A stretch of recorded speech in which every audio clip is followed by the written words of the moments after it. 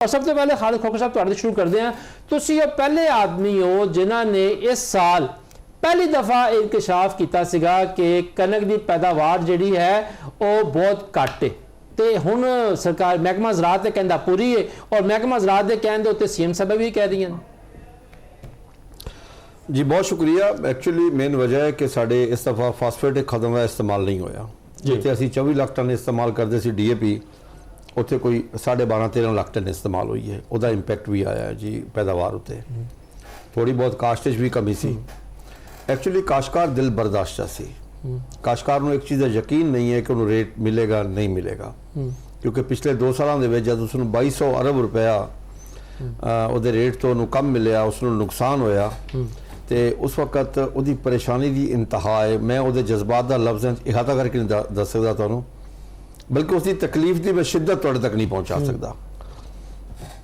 Sir मैं 2 minute लाँगा। 2023 के विच जब गंदम बाहरों इंपोर्ट वास्ते परमिशन दी गई, साढ़े फैडरल सैकटरी को समरी गई 1 मिलियन टन की, और उन्होंने नाराज़गी का इजहार किया कि इसनों कैप क्यों करके लिया जी। बड़े मशहूर सैकटरी सन कैप्टन महमूद साहब। हाँ अच्छा कैप क्यों किया गया?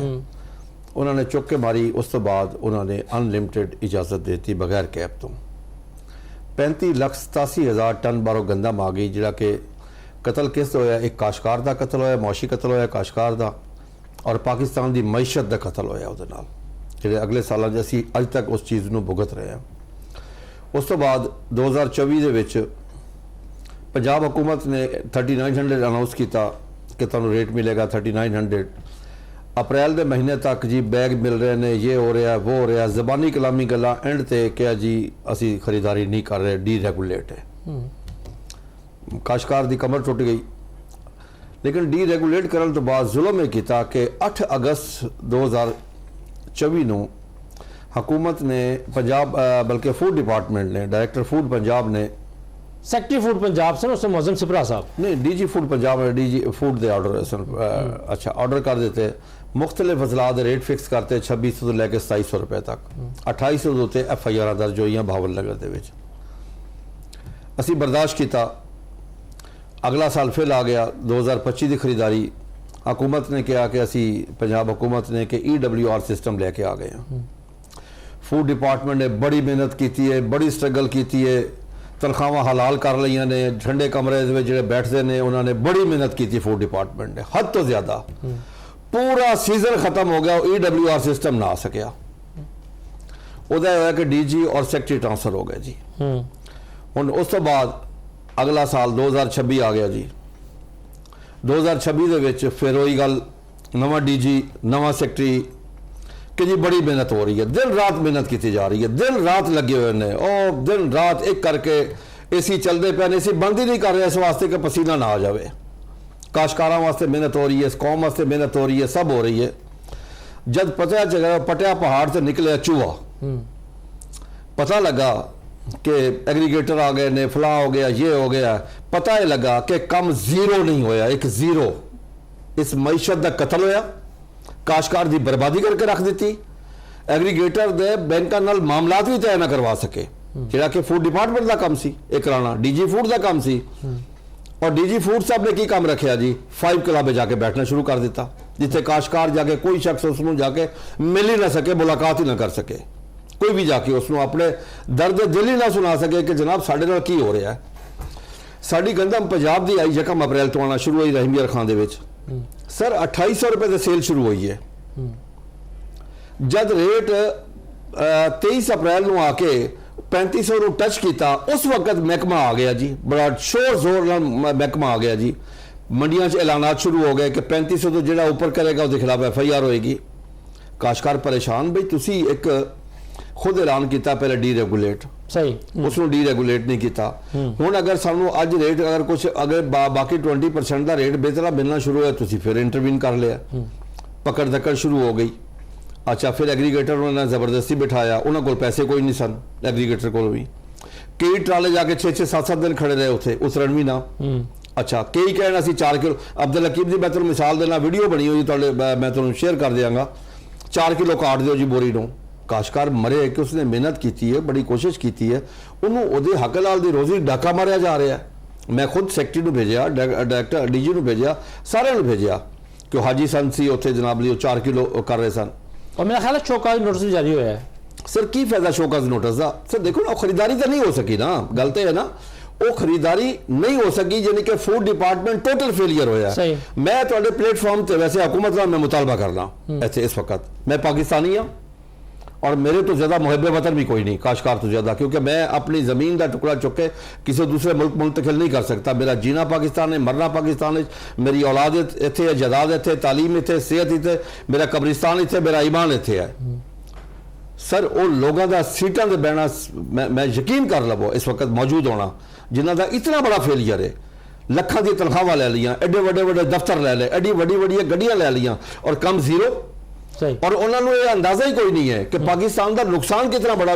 सर मेरी गल सुनो, पाकिस्तान का नुकसान कितना बड़ा होया पूरी दुनिया दे विच इस वक्त फूड सिक्योरिटी नंबर 1 ते बॉर्डर सिक्योरिटी नंबर 2 दे उत्ते है। बिल्कुल सही कह रहे हो खोकर साहब, और तुसी फूड डिपार्टमेंट वाले जो थोड़े तहफुजात ने, लेकिन इत्थे एक चीज़ मैं भी जरूर गल करांगा कि खोकर साहब जाहिर गल हर किसाना चाहते हैं, लेकिन हुकूमत के मामलात ऐसे होंगे ने कि बतौर सहाफ़ी कुछ चीज़ों तो मैं ही वाकिफ हाँ कि ठीक है फूड डिपार्टमेंट की कोताही है कि वो थोड़ा टाइम लाइन चेंज कर सकिया, लेकिन जो एग्रीगेटर और बैंकों वाला मामला है वो खुद महकमा खुराक पंजाब और बल्कि हुकूमत पंजाब वज़ीर आला पंजाब मरियम नवाज साहबा वो खुद मुतासरा फरीक ने, क्योंकि जी बैंकिंग एसोसीएशन है उन्होंने मिल के इस दफ़ा इस तरह ब्लैकमेल करने की कोशिश की और इस तरह जो है हुकूमत पंजाब के उत्ते जो है उन्होंने अपनी यलगार की और एक मुनज़्ज़म साजिश के तहत और हिकमत अमली के तहत जो है एग्रीगेटर्स को फाइनेंसिंग का जो मामला है उन्होंने सबूताज किया गया। लिहाजा ये मामला जो है ये वज़ीर आला साहब नोटिस भी है। अच्छा उस्मान चौधरी साहब, खालिद खोखर साहब ने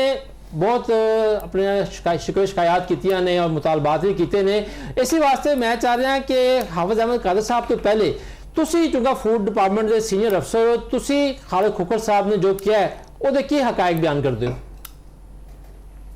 सब तो पहले तो खालिद खोखर साहब हमेशा तो साढ़े बड़े वैल्यूएबल साथी रहे हैं, पर इतने कुछ चीज़ों की करैक्शन करना मैं बड़ी जरूरी समझदा। जी खालिद साहब ने सारी गल की है कि ये किसी भी तरह डायरेक्टरेट जनरल ऑफ फूड का काम नहीं सी कि बैंकों नाल उन्होंने मुआहदा करना है। बुनियादी तौर पर सब तो पहले सानू जरूरत है कि इस पॉलिसी को समझा जाए और इस पॉलिसी दे जो मेन फीचर्स ने, जेडे मेन खसूसियात ने, उन्होंने जदों तक तुसी अंडरस्टैंड नहीं करोगे, जदों तक तुसी ये समझोगे कि रियासत ने केड़ी चीज अमल दखल रियासत का जरूरी है तो केड़ी हद तक जरूरी है, किथे करना है किथे नहीं करना, उस तो अदरवाइज असी इकोनॉमी करेक्ट नहीं कर सकते। सही। सब तो पहले मैं कहा गया कि खालिद साहब ने अपनी गल चाक किया है कि सब तो जरूरी है कि स्टेट का काम है फूड सिक्योरिटी मेंटेन करना जी।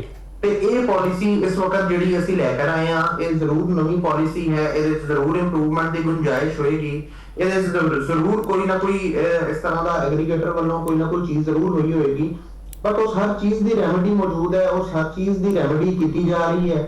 ਇਹ ਪਾਲਿਸੀ ਬੁਨਿਆਦੀ ਤੌਰ ਤੇ ਸ਼ਾਇਦ ਪਹਿਲੀ ਵਾਰੀ फूड सिक्योरिटी के पॉइंट ऑफ व्यू के हवाले नाल सब तो वड्डी पॉलिसी है पाकिस्तान की। मैं तुहानू दसां कि इस वक्त पंजाब की जे असीं गल करिए तो पंजाब की अर्बन पॉपुलेशन जिहड़ी है वो 42% हो चुकी हुई है। उस 42% पॉपुलेशन दे कोल कोई इस तरह का मैकेनिज्म मौजूद नहीं है कि उन्हां कोल कोई घर कणक पई हुंदी है, कुछ उन्होंने रोजाना मार्केट ते डिपेंडेंट ने for their food security, for their calorie intake. ये बड़ी ज्यादा उन्होंने वास्ते ये बड़ी अहम गल है साडे वास्ते समझने वास्ते कि जदों तक साडे कोल मुतबादल निजाम नहीं होएगा, पिछले सालों की गल असीं अज नहीं करदे बैठ के, असीं इस साल की गल करांगे कि इस साल हजे तक फूड डिपार्टमेंट प्रोक्योरमेंट जिहड़ी एग्रीगेटर के थ्रू हो रही है, इस वक्त तक जिहड़ा है 15 लाख बोरी किसानों को खरीद कर ली गई है। अगली गल कि किसान का मुआशी कतल किस तरह होया कि किसान का मुआशी कतल मैनूं तो नजर नहीं आ रहा इंपोर्ट पैरिटी के हिसाब नाल जो 3500 कणक की कीमत रखी गई सी, कीमत अनाउंस की गई सी, यानी कि ये आर्गूमेंट अपने आर्गूमेंट की नफी है कि पिछले साल कोई कीमत नहीं दी गई सी ते भी फूड डिपार्टमेंट ने गलत किया, ऐतकी जे एग्रीगेटर 3500 ते खरीद कर रहा तां भी गलत किया। ते ये argument for the sake of argument मैनू इस तो थोड़ा जिहा इख्तिलाफ है जी। सही है। अच्छा हाफिज अहमद कादर साहब, तुसी एग्रीगेटर भी हो और तुसी फ्लोर मिलर भी हो, ठीक है ना जी, और गंदम का एंड यूजर जोड़ा है साड़ा वो फ्लोर मिल ही होंगी है। खोखर साहब की तुसी गल्लां सुन लिया ने, उस्मान साहब का जवाब भी सुन लिया है, ਤੁਸੀਂ ਇਹ ਦੱਸੋ ਕਿ ਬਤੌਰ ਐਗਰੀਗੇਟਰ, ਜ਼ਾਹਿਰ ਗੱਲ ਹੈ ਤੇ ਇਹ ਤੇ ਹਕੀਕਤ ਹੈ ਕਿ ਐਗਰੀਗੇਟਰ ਸਿਸਟਮ ਨੂੰ ਇਸ ਦਫਾ ਸ਼ੁਰੂ ਦੇ ਵਿੱਚ ਜੋ ਧੱਕੇ ਲਾਏ ਗਏ, ਠੀਕ ਹੈ ਨਾ ਜੀ, ਬੈਂਕਾਂ ਵੱਲੋਂ, ਉਹਦੇ ਤਹਿਤ ਚੀਜ਼ਾਂ ਡੀਰੇਲ ਹੋਈਆਂ। ਅੱਜ ਦੇ ਦਿਨ 'ਚ ਐਗਰੀਗੇਟਰਸ ਕਿਸ ਤਰ੍ਹਾਂ ਕੰਮ ਕਰ ਰਹੇ ਨੇ ਔਰ ਐਜ਼ ਅ ਫਲੋ ਮਿਲਰ ਤੁਸੀਂ ਆਉਣ ਵਾਲਾ ਸੀਜ਼ਨ ਕਿਸ ਤਰ੍ਹਾਂ ਦੇਖ ਰਹੇ ਹੋ? ਪਹਿਲੇ ਤਾਂ ਬਹੁਤ ਬਹੁਤ ਸ਼ੁਕਰੀਆ ਰਿਜ਼ਵਾਨ ਸਾਹਿਬ ਬੁਲਾਉਣ ਦਾ, ਸਾਨੂੰ ਮੌਕਾ ਦੇਣ ਦਾ, ਸਾਨੂੰ ਗੱਲ ਕਰਨ ਦਾ। ਪਹਿਲੇ ਸਵਾਲ ਦਾ ਜਵਾਬ ਹੈ ਜੀ, ਦੇਖੋ ਜਦੋਂ ਵੀ ਕੋਈ ਨਈ ਸਕੀਮ, ਕੋਈ ਨਈ ਗਵਰਨਮੈਂਟ, ਕੋਈ ਵੀ ਨया ਇਦਾਰਾ ਸ਼ੁਰੂ ਹੁੰਦਾ ਹੈ, ਉਹ ਸਿੱਧਾ ਕੰਮ ਤੇ ਨਹੀਂ ਕਰ ਸਕਦਾ 100%, ਉਹ ਹਚਕੋਲੇ ਤੇ ਖਾਂਦਾ ਹੀ ਹੈ। ਤੇ ਹਚਕੋਲੇ ਖਾ ਕੇ ਥੋੜਾ ਜਿਹਾ ਸਿੱਧਾ ਹੁੰਦਾ ਹੈ, ਦੂਜੇ ਸਾਲ ਤੀਜੇ ਸਾਲ ਹੁੰਦਾ। ਕੋਈ ਇੰਡਸਟਰੀ ਤੁਸੀਂ ਲਾ ਲਓ, ਉਹ ਵੀ ਪਹਿਲੇ ਸਾਲ ਰਿਜ਼ਲਟ ਨਹੀਂ ਦੇ ਪਾਉਂਦੀ, ਉਹਨੂੰ ਵੀ 1 ਸਾਲ 2 ਸਾਲ 3 ਸਾਲ ਲੱਗਦੇ ਨੇ। ਉਸ ਤੋਂ ਬਾਅਦ ਉਹ ਇੰਡਸਟਰੀ ਚੱਲਣ ਦੇ ਕਾਬਲ ਹੁੰਦੀ ਹੈ, ਆਪਣੇ ਪੈਰਾਂ ਤੇ ਖਲੋਂਦੀ ਹੈ। ਇਹ ਪਹਿਲੀ ਵਾਰੀ ਪੰਜਾਬ ਗਵਰਨਮੈਂਟ ਨੇ ਇੱਕ ਸਟੈਪ ਲਿੱਤਾ ਜਿੰਦੇ ਵਿੱਚ ਪ੍ਰਾਈਵੇਟ ਸੈਕਟਰ ਦੇ ਥਰੂ ਉਹਨਾਂ ਨੇ ਕਣਕ ਲੈਣੀ ਸੀ। ਬਿਲਕੁਲ ਤੁਸੀਂ ਬਿਲਕੁਲ ਸਹੀ ਕਹਿ ਰਹੇ ਹੋ, ਇਹਦੇ ਵਿੱਚ ਮਜਬੂਰੀਆਂ ਵੀ ਆਈਆਂ, ਮੁਖਾਲਫਤਾਂ ਵੀ ਆਈਆਂ, ਲੇਕਿਨ ਦੁਨੀਆ ਦਾ ਨਿਜ਼ਾਮ ਹੈ ਕਿ ਜਦੋਂ ਕੋਈ ਨਈ ਸ਼ੈ ਕਰਨ ਲੱਗੋ ਤੇ ਪੁਰਾਣੇ ਲੋਕ ਵੀ ਤੰਗ ਕਰਦੇ ਨੇ, ਜਿਹੜੇ ਮਜ਼ੇ ਲੈ ਰਹੇ ਹੁੰਦੇ ਨੇ, ਤੇ ਜਿਹੜੇ ਇਦਾਰੇ ਵੀ ਕੰਮ ਕਰ ਰਹੇ ਹੁੰਦੇ ਨੇ ਉਹਨਾਂ ਵੀ ਤਕਲੀਫ ਹੁੰਦੀ। ਬੈਂਕਾਂ ਦੀ ਗੱਲ ਤੁਹਾਡੀ ਬਿਲਕੁਲ ਸਹੀ ਹੈ, ਬਹੁਤ ਤਕਾਲੀਫ ਆਈਆਂ, ਬਹੁਤ ਤਕਾਲੀਫ ਆਈਆਂ। ਜਿਸ ਤਰ੍ਹਾਂ ਉਸਮਾਨ ਭਾਈ ਨੇ ਜ਼ਿਕਰ ਕੀਤਾ ਕਿ ਪੀਬੀਏ, ਤੁਸੀਂ ਜ਼ਿਕਰ ਕੀਤਾ ਪੀਬੀਏ ਨੇ ਬਹੁਤ ਤੰਗ ਕੀਤਾ। ਬਿਲਕੁਲ ਪੀਬੀਏ EPR ਚਾਹੁੰਦੀ ਸੀ ਕਿ ਜਿਹੜਾ ਪਿਛਲਾ ਨਿਜ਼ਾਮ ਹੈ ਉਹ ਚੱਲੇ। ਇਹਨਾਂ ਨੇ ਇਹਨਾਂ ਦਾ ਐਕਸਪੀਰੀਅੰਸ ਚੰਗਾ ਨਹੀਂ ਸੀ, ਇਹਨਾਂ ਨੇ ਐਗਰੀਗੇਟਰ ਸਿਸਟਮ ਲੈਣ ਦਾ, ਉਹਦੇ ਵਿੱਚ ਮੁਖਾਲਫਤਾਂ ਹੋਈਆਂ ਬੈਂਕਾਂ ਦੀਆਂ, ਬੈਂਕਾਂ ਨੇ ਲਿਮਟਾਂ ਦੇਣ ਤੋਂ ਇਨਕਾਰ ਕੀਤਾ। ਫਿਰ ਕੁਝ ਲੋਕਾਂ ਨੇ ਮਿਹਨਤ ਕਰਕੇ, ਐਗਰੀਗੇਟਰਾਂ ਨੇ ਤੇ ਗਵਰਨਮੈਂਟ ਨੇ ਕੁਝ ਆਪਣੇ ਆਪ ਨੂੰ ਥਰੂ ਵੀ ਕੀਤਾ। ਜਿਹੜੇ ਥਰੂ ਨਹੀਂ ਕਰ ਸਕੇ ਉਹ ਅੱਜ ਵੀ ਗਵਰਨਮੈਂਟ ਨਾਲ ਮਿਲ ਕਰ ਐਜ਼ ਐਗਰੀਗੇਟਰ ਆਪਣੇ ਜ਼ਾਤੀ ਪੈਸੇ ਨਾਲ ਕੰਮ ਕਰ ਰਹੇ ਨੇ ਕਿ ਯਾਰ ਅਸੀਂ ਐਗਰੀਮੈਂਟ ਕੀਤਾ, ਅਸੀਂ ਕੰਮ ਕਰਾਂਗੇ। ਇਸ ਦੇ ਵਿੱਚ ਜਿਹੜਾ ਦੂਜਾ ਜਵਾਬ ਹੈ ਹੋਏ, ਜਦੋਂ ਅਸੀਂ ਥੋੜਾ ਜਿਹਾ ਲੇਟ ਹੋਏ, ਇਹਦੇ ਵਿੱਚ ਸ਼ੱਕ ਕੋਈ ਨਹੀਂ, ਥੋੜਾ ਜਿਹਾ ਅਸੀਂ ਲੇਟ ਆਏ ਹਾਂ, ਲੇਕਿਨ ਹੁਣ ਇਸ ਵੇਲੇ ਕਣਕ ਦਾ ਰੇਟ 3800-3900 ਰੁਪਏ ਹੋ ਗਿਆ। ਜਿਹੜਾ ਐਗਰੀਗੇਟਰ ਦਾ ਰੇਟ ਹੈ ਉਹ 3500 ਰੁਪਏ ਹੈ। ਸਹੀ। ਤੇ ਗੱਲ ਇਹ 3800-3900 ਐਗਰੀਗੇਟਰ ਤੋਂ ਨਹੀਂ ਲੱਭ ਰਿਹਾ ਨਾ, ਇਹ ਤੇ ਜ਼ਮੀਂਦਾਰ ਨੂੰ ਲੱਭ ਰਿਹਾ ਜਾਂ ਆਰਤੀ ਨੂੰ ਲੱਭ ਰਿਹਾ। ਹੁਣ ਇਸ ਵੇਲੇ ਐਗਰੀਗੇਟਰ ਕਿਸ ਤਰ੍ਹਾਂ ਖਰੀਦਾਰੀ ਕਰੇ ਜਦੋਂ ਉਸ ਦੇ ਰੇਟ ਤੋਂ ਉੱਤੇ ਮਾਰਕੀਟ ਦਾ ਰੇਟ ਤੇ ਚਲਾ ਗਿਆ? ਤੇ ਹੁਣ ਜਿਤਨੀ ਖਰੀਦਾਰੀ ਹੋ ਸਕਦੀ ਉਹ ਕੀਤੀ ਜਾ ਰਹੀ ਹੈ। ਗੱਲ ਤੁਹਾਡੀ ਸਹੀ ਹੈ ਕਿ ਐਗਰੀਗੇਟਰ ਨੂੰ ਟਾਈਮ ਨਾਲ ਆਉਣਾ ਚਾਹੀਦਾ ਸੀ, ਲੇਕਿਨ ਹਾਂ 8-10 ਦਿਨ ਦਾ ਫਰਕ ਪਿਆ।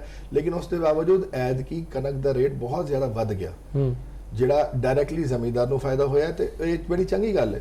ਮੇਰਾ ਤੇ ਮੰਨਣਾ ਇਹ ਹੈ ਕਿ ਗਵਰਨਮੈਂਟ ਦਾ ਕੰਮ ਹੈ ਸਪੋਰਟ ਪ੍ਰਾਈਸ ਦੇਣਾ, ਤੇ ਅਗਰ ਉਸ ਤੋਂ ਉੱਤੇ ਮਾਲ ਵਿਕਦਾ ਜ਼ਮੀਂਦਾਰ ਤੋਂ, ਜ਼ਮੀਂਦਾਰ ਦਾ ਹੱਕ ਹੈ, ਉਹਨੇ ਸਾਰੀ ਦਿਹਾੜੀ ਪਾਣੀ, ਉਹਨੇ ਰਾਤ ਨੂੰ ਪਾਣੀ ਲਾਇਆ, ਦਿਨ ਨੂੰ ਪਾਣੀ ਲਾਇਆ, ਰਾਤ ਨੂੰ ਜਾ ਕੇ ਫਸਲ ਨੂੰ ਸਾਂਭਿਆ, ਤੇ ਉਹਦਾ ਹੱਕ ਹੈ ਉਹ ਰੇਟ। ਬਿਲਕੁਲ ਸਹੀ ਕਹਿ ਰਹੇ ਹੋ ਤੁਸੀਂ।